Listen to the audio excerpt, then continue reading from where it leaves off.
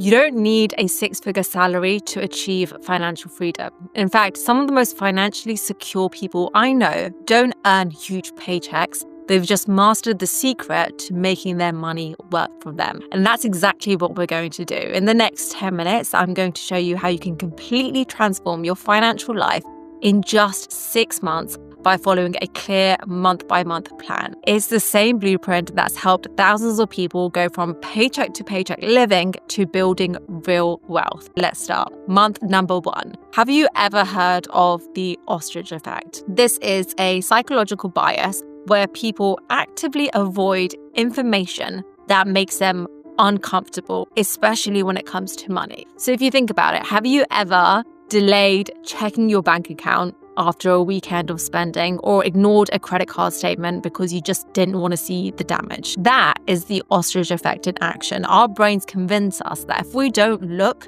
the problem somehow doesn't exist. The irony is that avoidance actually makes things worse. Stress builds up in the background, small issues snowball into bigger ones, and before you know it, you feel completely out of control. But the moment you face your finances head-on, something shifts. Clarity replaces anxiety. What if replaces what's next. So this month number 1, is all about ripping off that band-aid and taking full control. Step 1, calculate your core 4 numbers. These are the only 4 numbers you really need to focus on at this stage. The first is your net income. So that is the amount that comes into your bank account after tax, essentially your take-home pay. Secondly, your fundamental expenses, so your rent or mortgage, your bills, food, i.e. groceries, transportation, anything that is fundamental to your day-to-day living.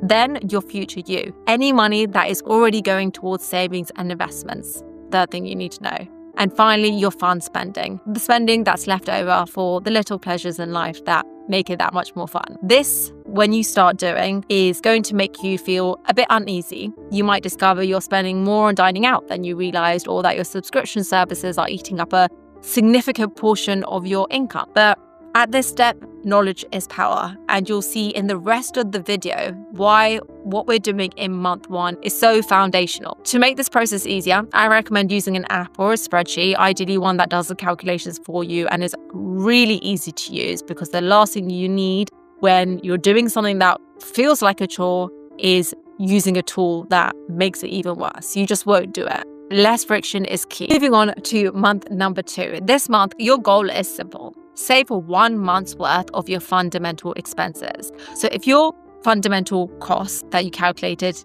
throughout month 1 is $2,500, that's your target amount to save up. I know it sounds like a lot, but this one step alone moves you into the top percentile of people who actually take control of their money. A lot of people don't get to this stage, not because they can't cut back, but because their brain fights against it. Humans are wired for immediate gratification, which makes saving feel like a loss. But here's the reframe. You're not depriving yourself, you're buying freedom. So for the next month, go all in. Cancel subscriptions that you barely use, cook at home instead of eating out, pause non-essential purchases, and just know that this hit that you're taking in this month is temporary. If saving that amount in 1 month feels too aggressive, spread it out to 2 months or 3 months, but be honest with yourself. Don't use a stretched out timeline as an excuse to keep spending unnecessarily, because the faster you build this, the sooner you break free from the paycheck to paycheck cycle. Moving on to month 3.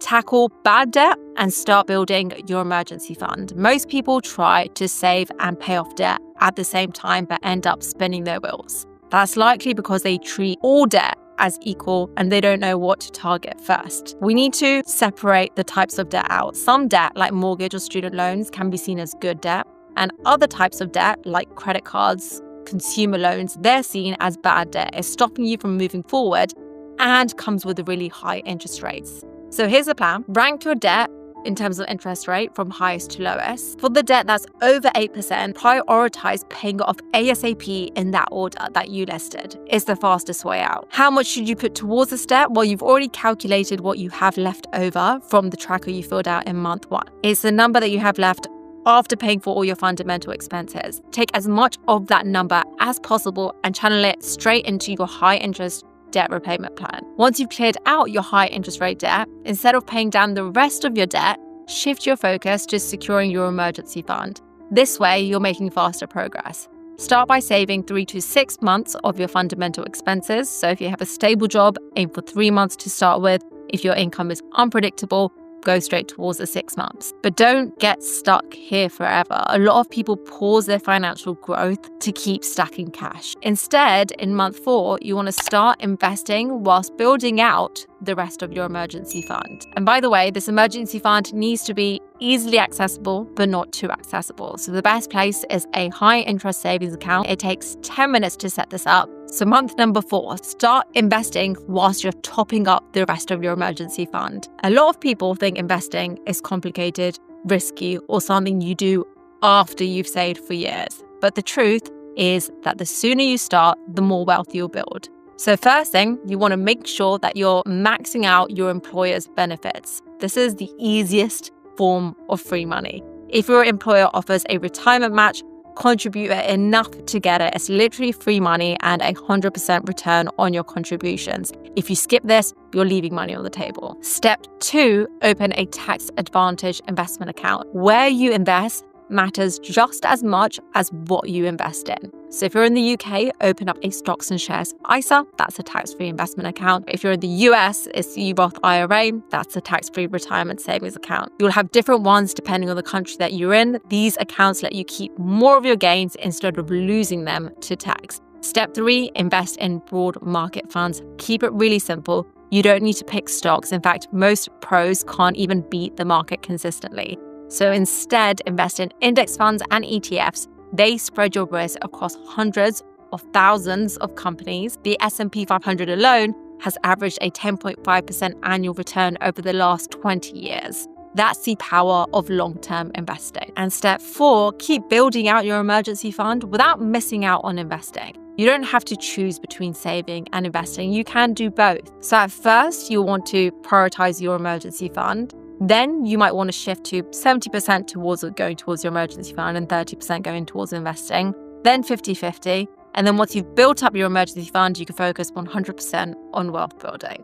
This way, you're always moving forward, building security and growing wealth at the same time. Month 5, increase your income. Every job should give you one of 2 things, a learning opportunity or an earning opportunity. Ideally, you want both. But if you're getting neither, you want to do something about it. Either negotiate a pay rise or start exploring better paying opportunities. In most cases, switching jobs is the fastest way to increase your income. If you're underpaid or undervalued, don't just wait for your employer to notice.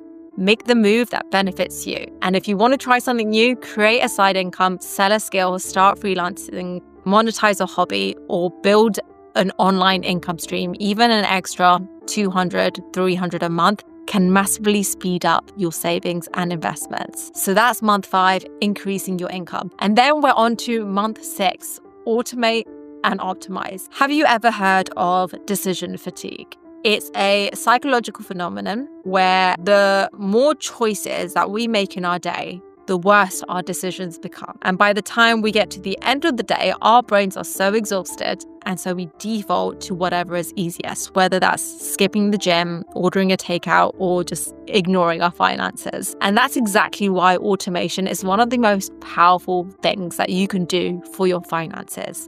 When you rely on manual decisions to save, invest, or pay bills, you leave room for inconsistency. Some months you'll be on top of it, and then other months when life gets busy, you'll fall behind. That's why the secret to financial success isn't discipline, it's removing the need for discipline altogether. So in this month, we're doing 2 things.